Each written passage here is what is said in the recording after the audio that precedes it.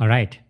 Hey, everyone. Pleasure to be here hosting one more session. I have my good friend Alex from Fingerprint for the session today. We'll just give it a couple of minutes whilst people trickle in. Alex, great to have you on the show. Thanks for having me. Excited to be here. Alex, where are you based? I'm in sunny St. Petersburg, Florida, so I'm very much enjoying the summer right now. Okay. Yeah, I think so. I've never been to Florida. As many of you know, I'm based out of India, and I've heard that the weather in Florida is probably the closest to what it would be in India.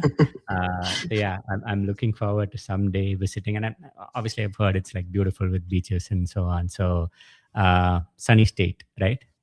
Sunny state, very humid. So if that's the weather you're used to, it's probably quite similar. Yeah. That's. I mean, I've been to the other parts of US where the weather is like very different. But yeah, Mm. looking forward to someday, hopefully visiting you and meeting you in Florida as well. Yeah, you have to stop by.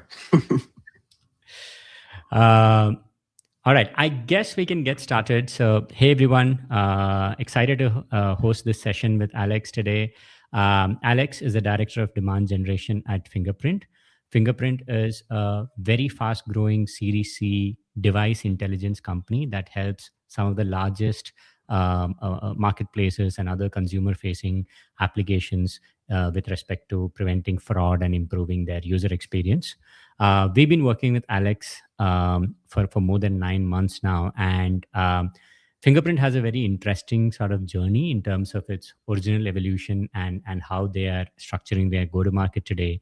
And when I reached out to Alex to talk about this, he obliged, and that's how we got here.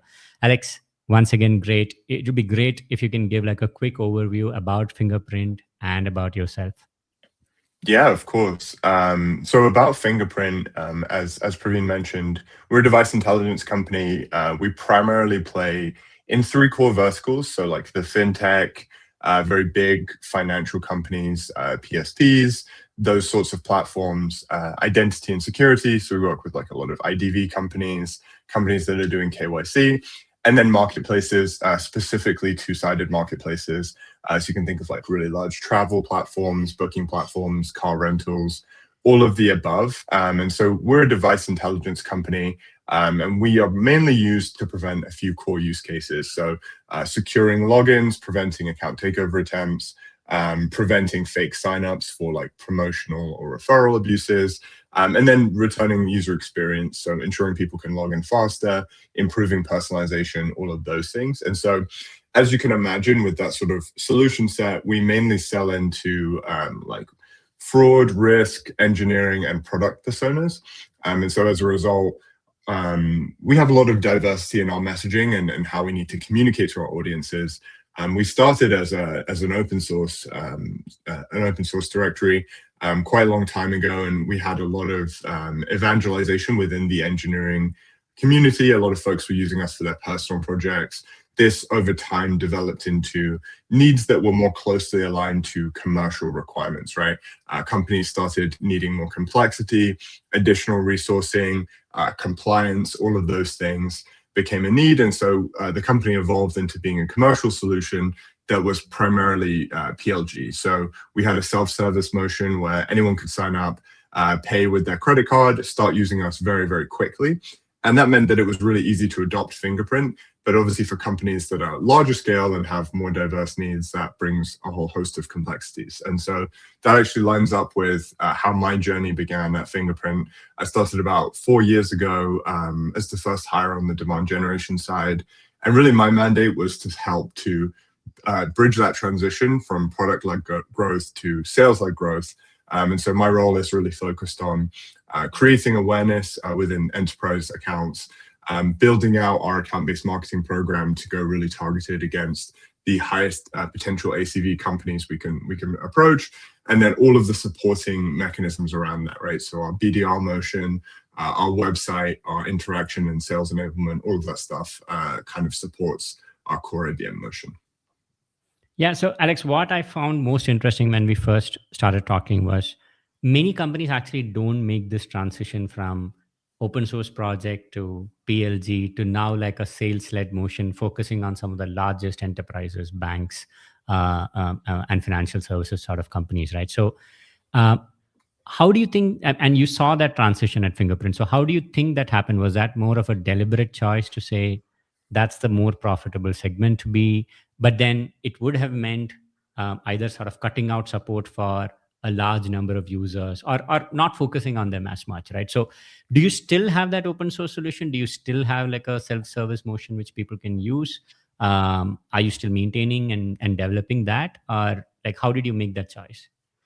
Yeah, so it definitely was a company focused decision. I think there were like push and pull factors, right? Obviously, internally we decided that this really will only work if we can scale our ACV. And so in order to do that, you obviously have to get bigger enterprise logos and build out the motion to support that, right? And then on the flip side, like we did also have some like pull factors in that we already had commercial interest from really large like financial institutions. So we were getting some early wins that showed that the signals were already there, and that this sort of like PLG motion had already spawned a level of interest that was replicable in these like large accounts. And so we realized that if we wanted to continue to go up market, one of the challenges is that really large companies don't tend to inbound very often, right? Or at least ones that you care about. Like it can take time. There's a lot of competition. There's so much noise. It's really hard to action. And so from a strategic perspective, in order to meet our growth goals, we realized, hey, we have to go up market. But it was very critical for us from the beginning to not abandon those roots. I think everything that we had built from a company perspective was based on the open source success and like that relationship that we had with the community. And so we continued to maintain that and kept that very core. But we realized that it served as like an entry point on a personal basis, right? We did a lot of retargeting to like open source users and just were never able to like convert those accounts. Like we realized that somebody that's using our open source product is actually not a good commercial fit for us. Most likely they're trying to solve some other adjacent use case, whether it's attribution or like low level personalization, or they just want an extra check so they don't have to do 2FA. And so we realized that we just needed to support those individuals. And as they kind of progress through their journey, switch to a company that has a greater commercial need, we could then convert them. So there was a mutual benefit in terms of keeping our open source and evangelizing people that way, because when they came to an account that was a good fit for us, we could often convert them or engage them. And by the same token, we sort of kept that PLG motion to support us in two ways. One is like, it's a great way for us to generate monthly recurring revenue, because there are small businesses that will just never have a great enough need for our enterprise solution or the full complexity of our product. And then secondly, because it was a great test bed for people that are at these large companies. If you work at a huge bank, it's very difficult for you to onboard new products, and you can't just use your work email to sign up and test things, right? But if you have a Gmail address and your own like private sandbox, you can experiment and do things like on your weekends or after hours. And so having that PLG motion and our free trial enables us to continue to do that, and it does ultimately support our larger enterprise and commercial sales goals as well. Got it. But from a demand gen perspective, would you say majority of the focus is on the enterprise segment now? Definitely, yeah. We have really optimized everything we're doing towards that enterprise segment, and so that's why we actually built out our ABM motion, was to really segment and target those accounts and build experiences that could help us convert them into sales ready opportunities. So one of the things that comes up, and for everyone, we are keeping the session very sort of information packed. So Alex would be sharing a lot of the playbooks that he has used and frameworks that he has used and how he has gone about driving this transition, right? So one of the things, Alex, that most people struggle with is just finalizing the segments that you want to pick for ABM, right? So in your case as well, identity is a common layer. Technically, anybody could be a customer of yours, including a SaaS company, including anyone who has like a authentication sort of a need, could potentially be in your TAM, right? Mm-hmm. So how do you go about defining the guardrails or the scope of your ABM program to say, hey, this is how we will define the segments that are most interesting for Fingerprint? and that's how we'll focus, because the pull always is to say we should operate in a very large TAM and we should be advertising and selling to everyone possible. Somehow there is that bias to say the larger the list of accounts that you're going after, it's somehow psychologically better that you're more likely to kind of meet your goals. But that's not the approach you've taken. So would be great to kind of go into detail on that. Yeah, I'm gonna start sharing my screen now because I think I have some good context here. Yeah, I think kind of as you know, if when you try to market to everyone, you market to nobody, right? And so what we really realized was that it's important for us to niche down and have a much narrower focus that allows us to do more effective marketing and build our segmentation in a way that communicates the right message to the right buyers at the right time. So what we started with was using all of the existing data that we sort of had. So as I mentioned, like we'd had some very early like enterprise success, mostly like smaller deals. And we had a lot of like self-service customers that were already using us. And so we reviewed the data and we kind of isolated on those three buckets that I mentioned before. And so how we do this now, and we can kind of continue this process, is we look at really like three core metrics from like an industry layer before everything. So principally, like number of customers is always a good indicator, right? Like where is your saturation? What's your distribution look like? And that can be a good prioritization metric. You can see like three of the core use cases I mentioned, so like fintech, identity, marketplace, they all are in like that highest density customer segment. This is a positive indicator for us because it shows like this is a level of interest, this is commonality in usage, which is probably indicative of good product market fit.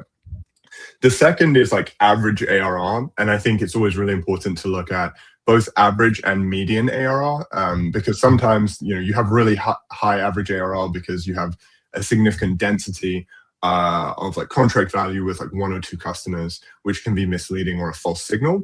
But for us, we use this as a mechanism of like what's the potential for this segment, right? So we ideally want to see a high number of customers and then moderate to high ARR, because that indicates that it's kind of worth our investment, especially from an ABM perspective. I think most people on here will know ABM can be quite expensive. It doesn't have a low price tag, right? The combination of tools and advertising methodologies are going to result in like high customer acquisition cost. And so you want to make sure that you're pairing that with the potential for a significant payout. So we really do look at ARR and use that as a key metric. And then finally, like expansion rate is going to be critical for us because we want to make sure we're getting deals in the door that have the potential to grow over time. So this is like very baseline and will just help us filter down our TAM. So if you say like there are 10,000 companies that we could look at, this might help us get down to like 5,000 or 6,000. And then from within that segment, we then have this qualification workflow that adds an additional range of complexity. I'll go to the next slide because it zoomed in a little bit more. So we look at two primary things when we're selecting accounts, right? So as I mentioned, like those industries are typically good indicators for us, but industry alone is like rarely a very good signal, because just because you're in the marketing space, right? You're a marketing software, doesn't necessarily mean you'll have the same needs as every other company, right? I'm sure like Factors from a company perspective has different needs than HubSpot might have, right? And so you need to look at additional signals that can be indicative for you as well. So what we did was look at a lot of our existing users and kind of understand, hey, what are the trends here that we can utilize to help us segment? And so we started first by like qualifying the need. And so we looked at what are the indicators of someone that is actually a good fit for us and aligned that to the best use cases that we solve. So I mentioned at the top, account takeover, new account fraud, payment fraud, those are all really strong use cases for us. So we look for things like, does this company have a public login page? And we can check for this using tools like BuiltWith. We can use AI tools as well to help us filter that down. We also look for things like, does this website have a cart or a sign-up incentive? And again, these are things that are easy to check with when you know like the software providers and the vendors associated. And then we look for things like, do they have a subscription flow? The combination of this output helps us indicate, okay, this account is a good fit for us, this account is a bad fit for us. And so we can filter out the total volume of accounts very easily via that mechanism. And then secondly, even if an account is a good fit for us, we might not want to invest our ABM efforts in pursuing that account if the potential for the deal size is much smaller, right? We really do want to skew towards higher ARR potential deals. And so what we do here is try to quantify the size of the problem. We use API-based billing for our product. So if a company has like 1 million website visitors versus 10 million, that's going to be a really big difference in potential contract value for us. And so what we'll then look at is like the volume of monthly web visitors and app downloads that we can capture from publicly available data. So we use Clearbit and BuiltWith here to help us kind of isolate what is the potential volume for each. And then once we have that data, so we've qualified the need, we've sized the problem, we can then identify how we prioritize. Are they a tier 1 target account, highest priority, we're going to spend a bunch of money on them? Or are they just an account that we should do persistent advertising to and hope that they eventually come inbound? And then we're able to kind of segment across our sales flow. Yeah, I had a question here, Alex. So I see the framework here. So if you first have, you're first looking at your CRM data, the 3 metrics are number of customers, ARR, average bar median ARR, and the expansion potential or historical expansion rates. And then you finalize your industries. And you've defined it quite granularly. It's not software and technology, right? It's a much more granular definition of industries that you have. And then once you have shortlisted those companies, you qualify the need by saying, do they have like a workflow where fingerprint is useful for them? And then you kind of go in and say, what is the size of the problem in terms of scale? Another thing that I have seen a bunch of customers invest in is this whole idea of why would they be looking for a solution now? Is that something that you look into as well? Like a more is this the right time to reach out to them? They may be a great fit, but then how do you determine whether this would be a good time? Yeah, timing is really critical. I think for us, it can be difficult because there aren't a lot of like really good indicators. I mean, there are things like hiring signals are obviously very good. Public incidents are good, but it's hard to sort of aggregate these things at a high level. Like I think for some companies, right, there might be adoption of like related tools. Like if a company starts using one marketing platform, or it might be a good opportunity for you to sort of reach out because you have integrations with that tool or something, right? And something's clearly changed. For us, that can be a bit more tricky. And when we sort of look at our highest potential companies, right, like they tend to have much longer sales cycles. For anyone that sells like into fintech, you'll know that the selling cycle can be anywhere from like 6 to 12 months. So even if a prospect is using a tool right now, it doesn't mean that we can't start trying to sell into them, because by the time we're actually into that sales cycle, they may already be ready to churn or move on from their existing tool. So that's something that we do much more like within our account planning process, and use that as a mechanism to decide how we want to frame our campaigns, rather than like how we prioritize our campaigns at this stage, if that makes sense. Got it. So you're saying timing is important, but one, it is harder for you to kind of figure that out using public signals. And secondly, you're saying given the relatively longer sales cycles and your ability to kind of start small because it's an API based sort of model, it's not as critical from a go-to-market perspective. Understood. Exactly. Yeah. Why don't we continue, Alex? You had mentioned when we spoke, you had drill down further into tier 1A, 1B, etc. So I think that sort of segregation would probably be something that I think the audience would find useful today. Definitely. Yeah, I think first, before we get to that, I did want to kind of cover how we work the buying committee, because I think this leads nicely into the tiering aspect. So kind of once we've done the qualification and we understand like where does the account fit, what we then want to do is figure out how do we align as a go-to-market team in terms of approaching the account, and tiering is a big factor within that.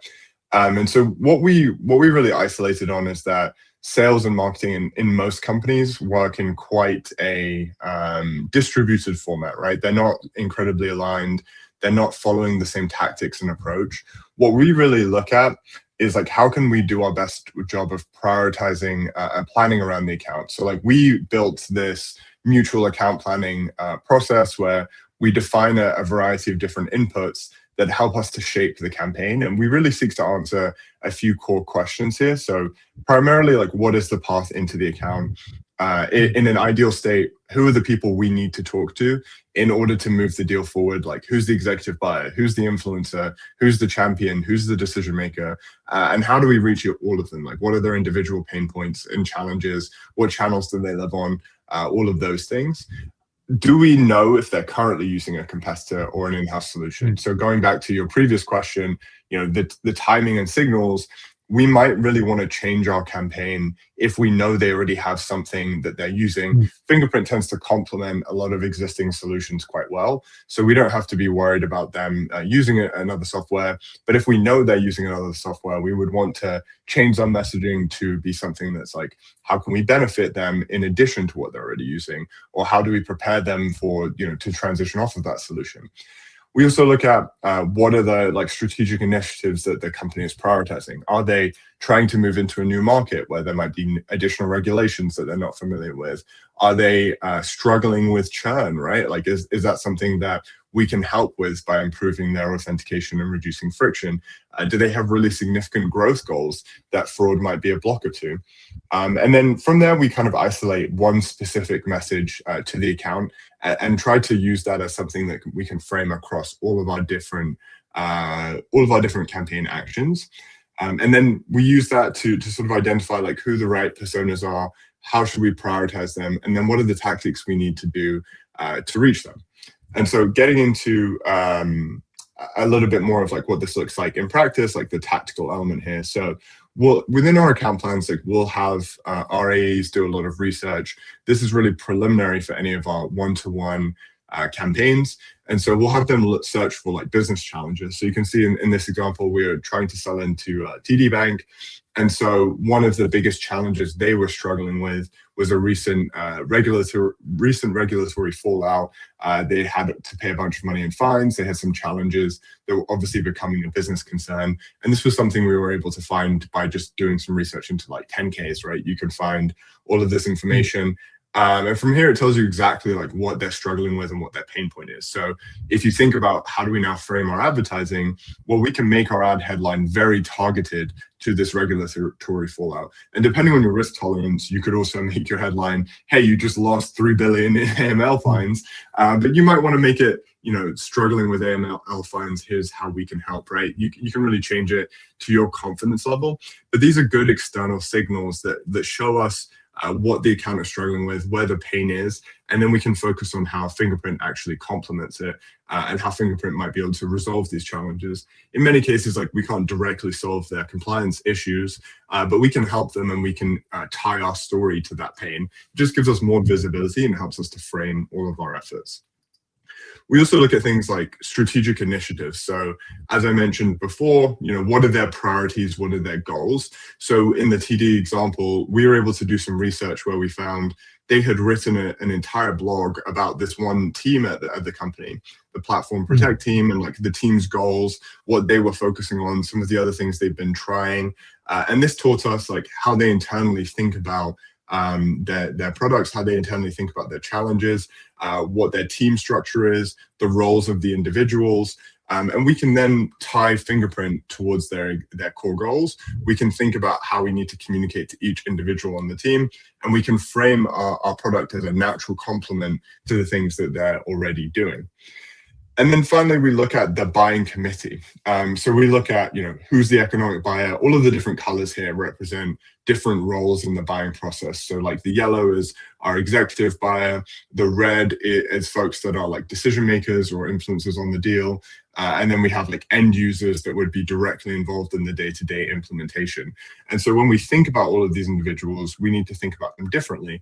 And thinking about ABM as a go-to-market mechanism, we might have our BDRs do different parts of the outreach. We might have our AEs do different parts of the outreach. And then we might think about how our advertising covers all of them. So We might run ads that speak to the exact pain points. We might run ads that speak to the influencer considerations.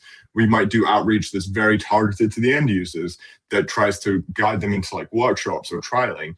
And we might do outreach to the decision makers that's much more focused on like those business outcomes. And so by having this lens, it really allows us to segment our efforts and be much more targeted with our outreach. And all of that turns into this messaging framework that speaks directly to the buying committee's needs. So we'll define like the key headline, like what's the value that Fingerprint provides. We'll isolate the messaging into very simple and straightforward language that can be digested. We'll focus on the product promise that is the most important for this specific account and use case. And then we'll take all of the values that can be associated with their challenges and tie everything back. So you then create this full narrative where they have exact comprehension of how Fingerprint solves their problems and the things that we have identified directly from all of this research. And then we can use this as like foundational for all of our campaign structures, you know, from our advertising all the way through to our landing pages. So, Alex, I had a follow-up here. So let's take the specific example of TD Bank. So you mentioned two different sort of initiatives that you found. So one was a specific incident which had a business implication for them. The second was you also found this content that they had published about their focus on security, etc. Right? Now, does that imply that you would focus on, and you mentioned there are like 4 to 5 teams that are involved in the purchase of Fingerprint, like there is a product team, there is a development or the engineering CTO's office, there is I'm assuming a risk team would also be involved, or an identity related team, which is probably like separate as well. So using these signals, let's say for TD Bank, would you then kind of make a decision to say, I believe this is the team that probably is our key entry point, or you don't really kind of shortlist like one sub team, you'd still map the full committee and try to engage all of them? So just trying to figure out if we can make it very real in this example, how would you go about it? No, it's a great question. And I think it's an important distinction, because when you look at companies that are the size or scale of TD Bank, you know, like 10,000 plus employees, it can be really challenging to communicate to everyone. And so I think to your point, we rarely try to do that. What we really focus on is who is actually going to be making and like guiding the decision. So as identified in that article, you know, we found this platform protect team, which stretched across multiple different functions. And what we were then able to do is really isolate our outreach to members of those teams, right? So whether they were in a product role or an engineering role, or, you know, an identity manager or something, we could know that those folks were all going to be involved in the buying process in this example. So it's a cross-functional group that we can do outreach to. And then we were able to tailor our messaging from the BDR perspective to very much target those individuals. From the advertising perspective and with our like end-to-end experience, what we typically know is that engineers or product managers, engineering leaders or product managers are going to be like the decision maker, right? Because they actually have to adopt, implement the tool, add it to their roadmap, build it into their existing product. And so we much more gear our like advertising and experience towards those individuals, because we know that those are the ones we really have to get on board and evangelize. And so within our outreach, we can be much broader to the team, because it doesn't cost us anything and it's much easier to personalize that at scale. But with our advertising, we really focus on, you know, the buyers that we know are traditionally involved in these sorts of processes. And the good thing about like running these campaigns and like having longer buying cycles is that you get a lot of signals back, which we'll also talk about later, that can then help you to guide and reaffirm your targeting, right? So if we track, you know, on the back end that Factors identifies a ton of like engineering type personas, we can then go back and say, okay, we are seeing a lot of engagement with this group. Maybe we need to expand that, or maybe we need to now focus on a different team, right? It enables us to have more visibility and build like a self-improving campaign structure that evolves over time. Got it. Understood. Yeah, makes sense. Now, once you have finalized the buying committee, then comes the entire question of like the tiering of accounts, right? And I remember when we had discussed, you had mentioned you have 5 tiers, like Wales, tier 1A, tier 1B, tier 2, and tier 3. Could you kind of very briefly talk about that as well? Because I do feel that in many cases when I speak to customers, they're not as deliberate and intentional about how they define these segments. And a lot of your campaigns are structured very differently for whales compared to your tier three accounts, right? So I think, yeah, if you can just talk about that and the, approximately what kind of scale you're looking at in each bucket, I think that would be a good next step. Of course, yeah. So to your point, yeah, we do have 5 tiers now. I just grouped tier one here for simplicity, but I'll kind of walk through everything. So when we think about our accounts, obviously, as I covered previously, ARR and potential ACV is a huge factor for us. And so the economics of ABM really scale based on the potential for ACV, and how much you can invest is a dependency of how much you can expect to return in pipeline.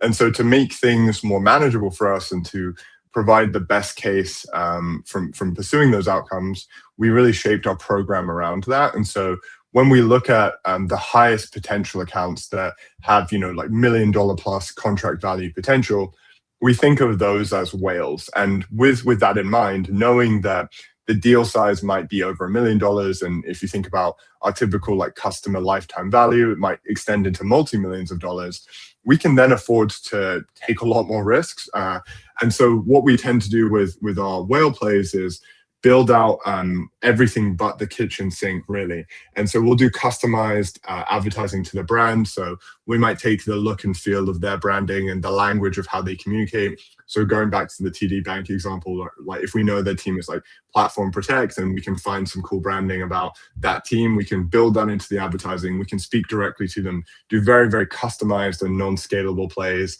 very, very nuanced digital activities. We'll then build out like very, very highly personalized experiences on a web perspective. We'll think about like what's the content that could best speak to these individuals. So they mentioned like wanting to have a fortress to protect their logins. And so we built out an entire report that really tied into that language. We did a bunch of external research. We pulled some internal data that we have, and we created this longer form asset that was very directed to their specific needs, and something that we then deployed like on our website. We used advertising to support it. We built that into our outreach. We'll also build out like a full account team motion.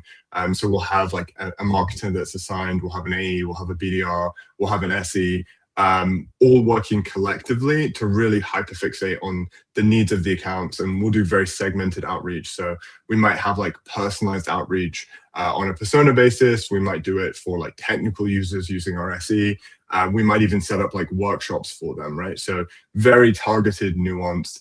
We'll also do really cool like out of home activities. So for TD Bank, they're based in Toronto, and there's like a very well-known like walkway underneath Toronto in the financial district where a lot of folks commute to those offices. And so we did a takeover of that area. So we had like all of these digital billboards that tied back to like the digital advertising and the pain points that we covered in our other advertising. So it creates like this consistent omni-channel experience where we're visible everywhere.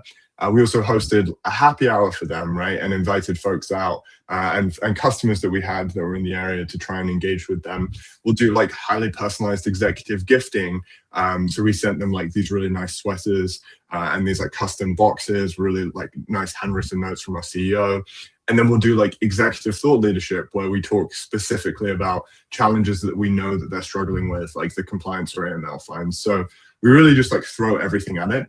And obviously this is not very scalable. And so what we'll do is we'll pick 9 accounts per quarter where we run this approach.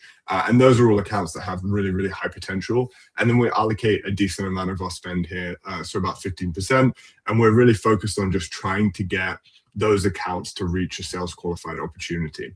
As we go a tier below that, Alex, I have a question here. Go ahead. Really sorry to interrupt. So I think one of the challenges that I hear from marketers, so you're taking 15% of your spend and you're focusing on like 10 accounts, like a quarter, 9 accounts you said, right? And yes, obviously the level of involvement in these campaigns is like very high. You're building custom reports specifically for them, custom events, workshops, gifting, which is not just like a mug or a sweatshirt, right? It's like very sort of high-end, expensive sort of like gifting as well. So one concern would be that, let's say it doesn't work out, right? Like those 10 accounts don't really move the needle. How do you actually go back and continue to fund the program? So is this more like a top level buy-in that you have to say, hey, for these whale accounts, um, we have a relatively long time frame on this strategy. It's not going to be evaluated next quarter. No, exactly. Yeah, I think it requires a lot of like internal buy-in. It's not a program that's inherently easy to just immediately spin up. But for us, we know that there's a subset of our TAM that can really move the needle for us as a fast-growing company with strict growth goals that we're trying to hit. We know, the majority of what our year looks like, and so if we're able to get 3 or 4 of these deals in a year, that can really make or break our ARR goals. And so from a company perspective, we're all oriented around the same focus group of accounts that we really need to move forward. So there's a lot of like internal buy-in in trying to move this forward, a lot of like revenue team focus. There's strong alignment there, which I think is critical to make this work. But also there's the comprehension that these will take a lot of time to progress. So we do have a longer time horizon. When we start the year, we pick our accounts, we have a goal of trying to convert X percentage of them by the end of the year, and then we phase out the whale program across those quarters. But it's not something that we don't try to measure, right? We do have input and output based measurement. So on the input side, we use like leading indicators. We have a warm account criteria that we use as a measurement. So we try to measure how many of those accounts progress. We also look at leading indicators to SQO. So MQLs and SQLs, right? Can we generate, are we seeing more MQLs? Are we seeing more SQLs? That can be a positive indicator for us. And so we can measure that impact, and we look at like pre and post exposure of the campaign launching to measure those leading indicators and the lagging indicators. We also do a lot of like identification on the back end. So we can see when those personas that we've engaged with some of these tactics or the folks that we're targeting have come back to us, which tends to be a positive indicator as well. And then we'll also do AE scorecarding. And so we have an entire scorecard that measures things like multi-threading across the buying committee, exec engagement, outreach, all of those different signals, and that kind of gives us a status of where the account is at. And so we have like bi-weekly recurring meetings where we'll go through and review all of that data, ideate on sort of the next step. So it's very tightly controlled and measured. And I think that's what gives us the ability and security to like be able to do these campaigns, is that we're measuring everything we can to assess efficacy. And then obviously over time, we deprioritize and prioritize accounts. If we know that an account has now just like signed, or we lost an op that we created with them, we're not going to continue to spend on those accounts. We might pivot efforts. So I think it's just being very malleable, recognizing that it is a risky strategy, but trying to hedge as much as possible within that program. Got it. Understood. Let's move on to tier 1, 2, and 3. Yeah, of course. So yeah, tier 1, we go a level down from that. So rather than doing everything possible, we try to do the highest priority actions. And so we really focus on coverage and awareness. So we'll use the account planning mechanism to sort of isolate all of the messaging and where we should focus. And from there, we build one-to-one experiences that look like custom ads on each platform that's personalized to the account. And then landing page experiences that really tie in all of that messaging, maybe even bring in like an AE video or a custom demo that has been made. And then this really helps us to saturate the account and stay visible across the buying committee. And we'll also do things like grouped out-of-home campaigns. So for example, this month we're doing a takeover of Union Station in Chicago because we have 20 accounts that are in the area. And so we're trying to be visible and persistently ahead of them. And I can give you a quick example of like what our landing page experience looks like. So this is something that we built out for one of our target accounts. So we have like a demo built in. Our messaging speaks to that specific account and ties in learnings from previous deals that we've had in the space. We'll have custom content that's made for like the category. And we have like social proof that's also tied into that with an opportunity to convert. So it gives us space to do personalized activities, but we really focus on being very actionable and data-driven here, right? Like what actually moves the needle, trying to minimize the amount of input to maximize the amount of output. I think what's most important about this is like how actionable it can be from a baseline, right? Like you don't have to buy a big box solution to scale this and get this out of the door. When we started this program, we were running this against about 50 accounts, and we just had a Google sheet where I was using like template-based personalization from data that we'd pulled into our Salesforce already. So it was very quick and easy. We were building this at scale. You can use like LinkedIn personalization tokens, right? You don't necessarily have to change everything for each individual account. We created like a Figma template where you could just drag and drop the logo in. It's very easy and quick to scale that. And then you can use like Webflow or Framer or anything else to build a landing page that can be easily duplicated per account. And we've just scaled that up over time. We now have over 500 accounts in this program, and we're continuing to scale. And we spend a lot of our budget here. We're trying to cover, you have to kind of meet the LinkedIn audience minimums. So 300 folks per account at minimum from a digital perspective. And then we obviously also do out of home, we do webinars, we do other activities that would play with these target accounts and speak to their needs on more of a grouped basis. Got it. So here you're saying the advertising, the landing pages, everything is personalized to the account, but then out of home, the offline activation, you try to do it on a grouped basis. Exactly, for 20 to 30 accounts. And overall, this bucket has maybe 500 to 800 accounts, and that's where 40% of your budget kind of goes in. Exactly. That's like our core focus, and we see this as like the highest priority. That's where we're getting the greatest like volume of deal potential. But the ACV is definitely a tier down from the whales, but comparable, like close, right? that's what we sort of aim for.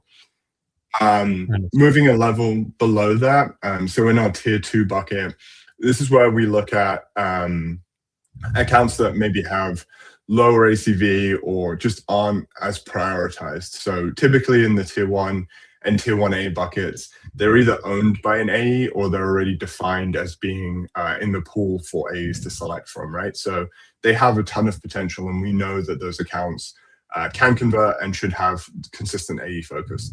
The tier 2 bucket is really categorized by accounts that don't have as much persistent focus. So these are accounts that could be a good focus for us, but we really want to isolate BDR efforts here and just use this as a pool of potential accounts for the future.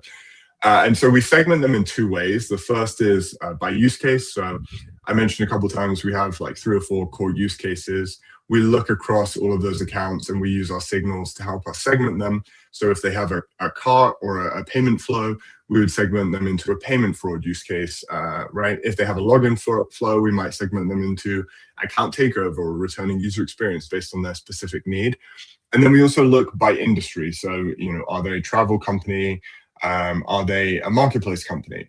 And we segment those accounts as well, and we'll build out custom advertising plays for them too.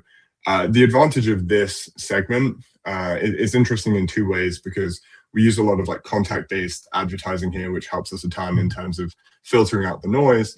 But we also are able to do more with other channels here, right? So because it's a bit broader and we're not looking at like the per account basis and the 300 people we want to reach at the account, we're able to leverage other channels. So we do a lot of like meta advertising. We use X, we use Reddit, and we're able to be a bit more aggressive with some of the channel selection here.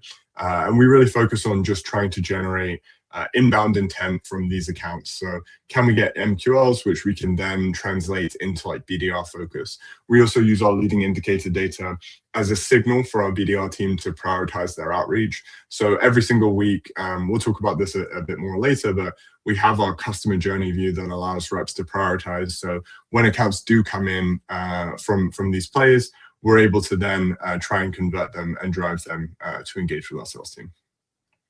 And so one question I had here was, you spoke about Reddit and Meta, and I get this objection that our users are not on Meta, and yours is a very technical audience, right? So how did you experiment? Like, are you seeing a lot of these users that you are specifically targeting? You are seeing engagement on Meta and Reddit from them? Oh yeah, 100%. I mentioned that we use some like identification on the back end to find the individuals. And so for us, that was kind of how we tested it. We wanted to go beyond LinkedIn because, as everyone knows, like LinkedIn can be quite expensive. And so we were looking for other solutions to reach our audience, maybe be a bit more efficient. And so we decided on testing Meta and Reddit. Having a developer background, on Reddit, we found that there was already a lot of like search intent for us. We were doing a lot of AEO work. We discovered that there were a ton of queries on Reddit for related intent, for direct product intent. And that was a good indicator for us that our audience was there. So that was pretty cost effective. And so then we were able to test by running very small budgets, like $1,000, $2,000 a month, with like very brand level advertising across a few target subreddits. And then we identified the right contacts coming in on the back end, which allowed us to scale and then started to focus on like different activities. On the Meta side, we didn't have any way of measuring if there was engagement, but we wanted to test it. And so we did a similar thing, just brand level advertising, consistent low budget. And then we just optimized for like identifying the right people on the back end. We also tested with some lower friction conversion goals. I think that's something that's very, very actionable. Like it doesn't have to be a sales form or like a product sign up. You can test with things like a webinar registration or a content download, right? And that gives you an opportunity to have a low friction entry point. I think the challenging part with Meta and doing lead forms there is like you might run into like more Gmails, more personal email addresses, right? So you need to have a way to sort of reconcile that. But we were able to solve for that gap, and then we could kind of scale from there as well. I think the important part with both of those channels is just thinking about your full channel strategy. If you're using Reddit and Meta in isolation, it might be difficult to actually convert those individuals. I think both platforms are suboptimal for lead generation specifically, but they're a great way to get the right contacts to your website. So you need to think about, what does your retargeting motion look like after you've had those folks engage with you? Are you able to build an audience that you can then send into LinkedIn from your website that allows you to do things like in-mail retargeting or single image retargeting, right? Where you can start to engage these folks and push them to a direct response offer. I think they are great platforms for like getting the brand awareness and the web visits, but maybe less effective at direct conversion. So you have to combine more effectively. Got it.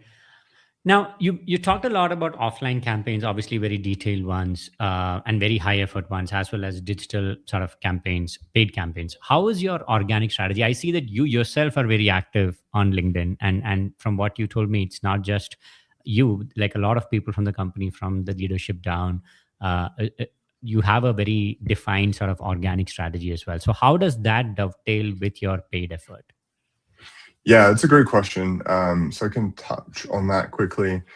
We kind of think of organic as a way to like put the fuel on the fire, right? Like we use organic to showcase deep technical knowledge and know-how, highlight topical insights, and provide expertise around core topics that validate our trust, credibility, and visibility within verticals. So we do this in a variety of different ways, like principally sharing unique perspectives from exec leadership, amplifying our unique research. Like Fingerprint has a world-leading research team, and we find a lot of like interesting bugs that might even be outside of our product area, but they allow us to show like our credibility and viability within the space, and helps us to build trust and kind of foster community.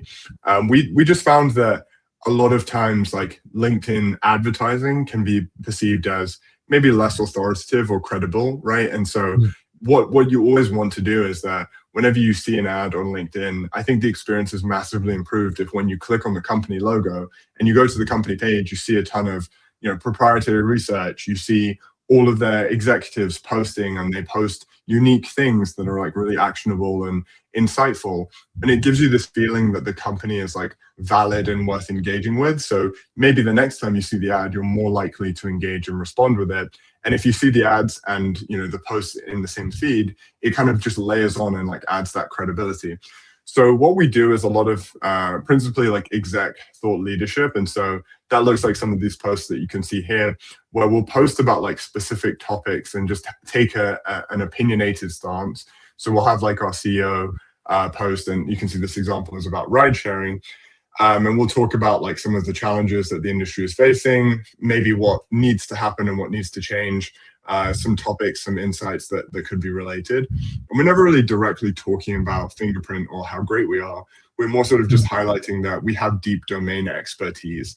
And what this allows us to do is create this persistent visibility where over time, the audience of our execs becomes more and more geared towards our ICP because we're providing value first, and then people become followers, they engage with this content, and that engagement allows us to support everything else, right? We can use those audiences to do outreach, and we see signals of people that are engaging with us. We can have deeper comment-based discussions in those replies that allow us to engage with our actual buyers and start to build relationships.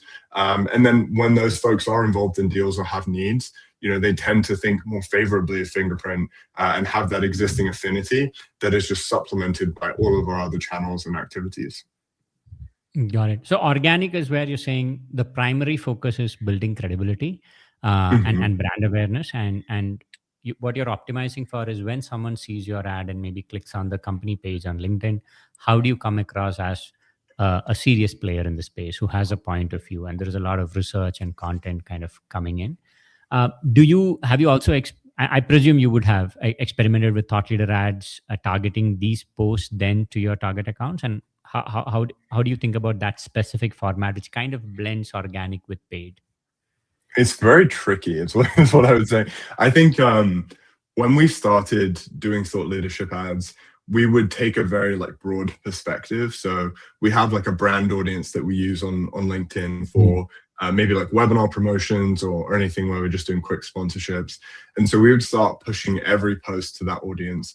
And what we realized over time is that there is a lot of degradation in terms of engagement there, because folks don't want to read posts that are generically about fraud or a specific topic in the same way that you or I wouldn't want to read a post that's just broadly about marketing, right? I personally really care about demand generation. So if you're posting about a new way to build audiences that can reduce your customer acquisition cost, I might be interested in that, but I might not be interested in product marketing strategy, right? So what we realized is that we had to build really targeted and nuanced approaches through our thought leadership. So in this example that's about ride sharing, we have to think quite clearly about what's the audience we're trying to reach with this and who does this appeal to the most.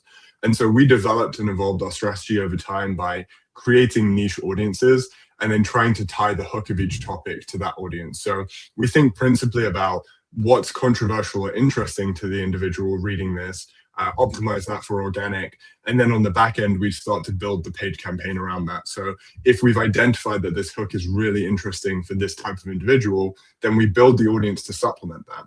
We sponsor to those folks. And so when we think about our entire campaign structure, as I mentioned in the whales and the one-to-ones, we think about how we can align those two things. So if we're specifically targeting TD Bank and we know they really care about compliance and we're trying to reach their identity team or their platform protect team, we make sure to optimize our posts on the starting point towards that audience and then really build the campaign and sponsor to that. And so what we've done over time is evolve that into doing segmented thought leadership, and thinking very much about the persona as it aligns to the content as well. Does it make sense to have our CEO post this, or should we have our CTO post this? Does it make sense to have our VP of product post this, or should we have someone from engineering post about this? I think every single facet of the post is as important as the previous one. The topic needs to line up with the poster, which needs to line up with the audience. And that's kind of how we've been able to evolve our thought leadership sponsorship program over time.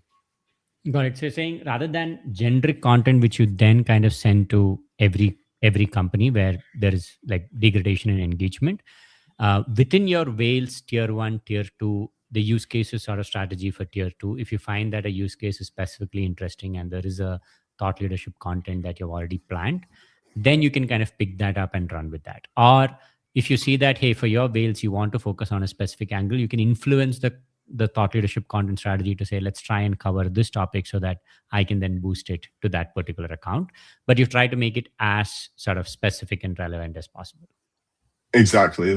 I think it's the same as any type of advertising or content marketing, right? You really need to be very nuanced.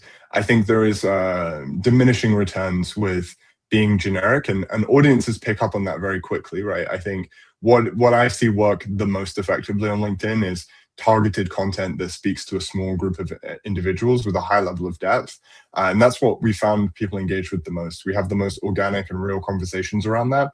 And as we've built our paid program into that, we've seen expanding success and more efficacy from this campaign modality as well. Got it.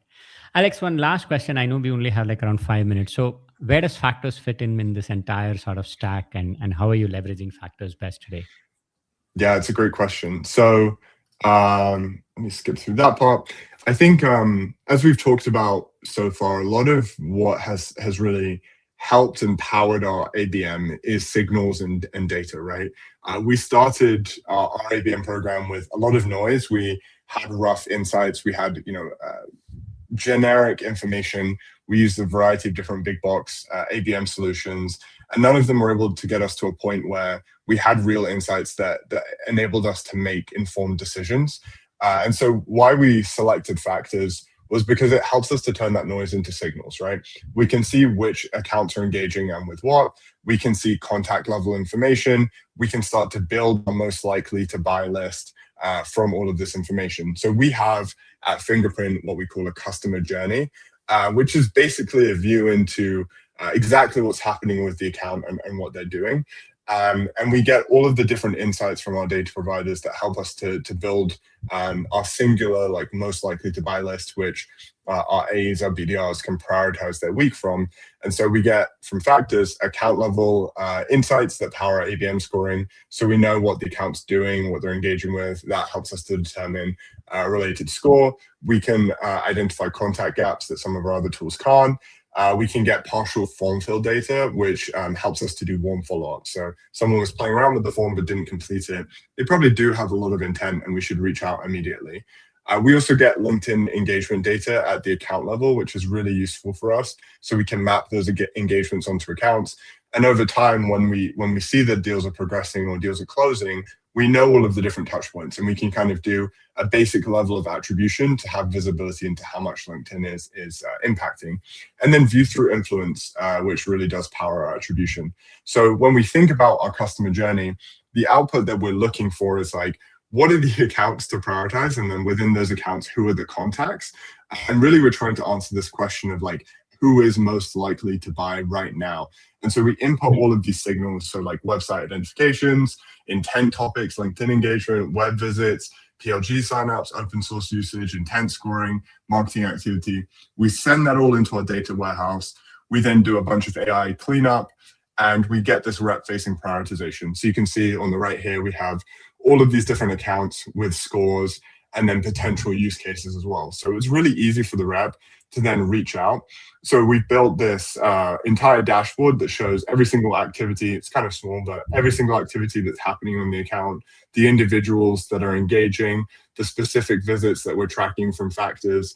And this helps us to have very clear and actionable visibility into what we should do next from an ABM perspective, whether it's advertise to this different group of people, do some retargeting based on the engagements that we've had, have BDRs follow up, have A's do outreach. This content is resonating. Let's build some related content, right? It gives us those insights and is kind of the hub for our entire program approach. Got it. This is great, Alex.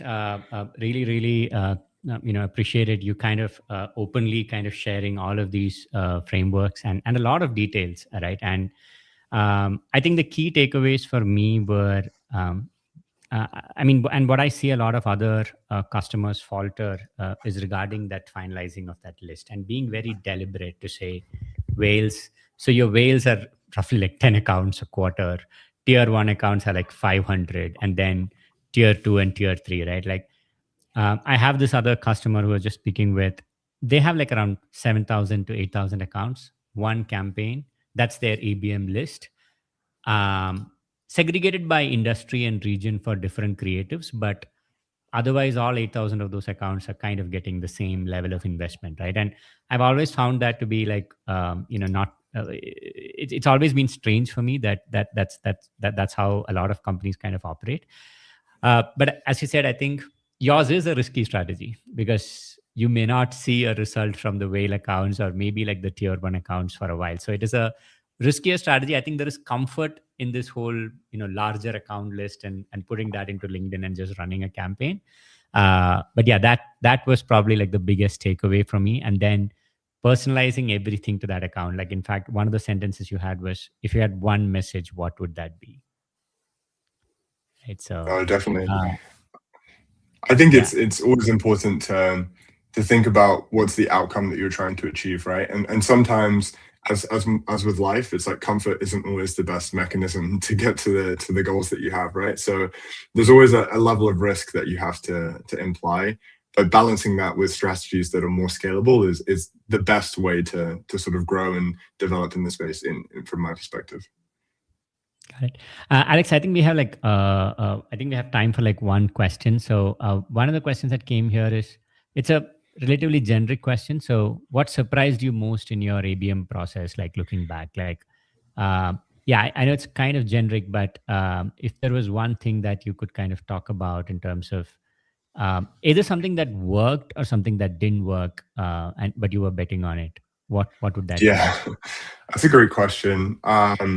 I think something that worked that surprised me, and this is kind of a unique idea, but I don't know how scalable it is, but we started making like 4 or 5 minute demo videos. We'd have the AE do a walkthrough of like a use case very specific to the account.